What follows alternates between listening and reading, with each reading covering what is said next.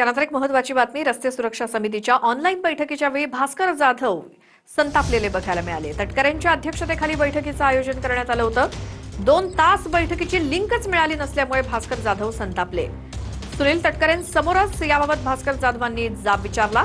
प्रशासनानं निष्काळजीपणाचा कळस गाठला असं जाधव म्हणाले। दिशा समितीच्या बैठकीचं निमंत्रण मिळालं नाही अशी देखील तक्रार होती असंही तटकरेंनी म्हटलं आणि भास्कर जाधवांचं समाधान झाल्यानंतरच पुढे काम सुरू केल्याचं तटकरे म्हणाले।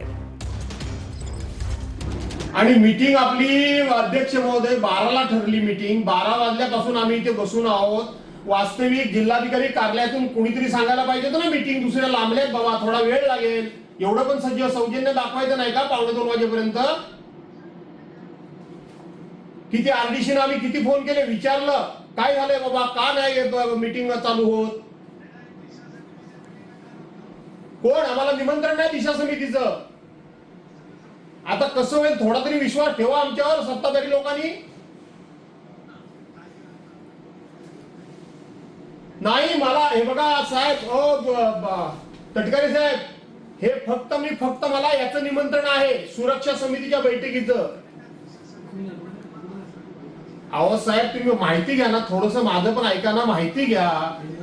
दिशा समितीची मीटिंग ती का ऑनलाईन मीटिंग नव्हती, त्यामुळे त्यांचं निमंत्रण त्यांच्याकडे पोहोचलं नाही असं त्यांनी तक्रार केली। खात्री करण्यात आली आणि त्याचं निराकरण झालं। दुसरं लिंक पोहोचली होती 12 वाजता, ती मीटिंग 12 वाजता होईल असं अभिप्रेत होतं। दिशा समितीची मीटिंग 1:30-1:45 पर्यंत चालली, त्याच्यामुळे त्यांना वेटिंग राहावं लागलं।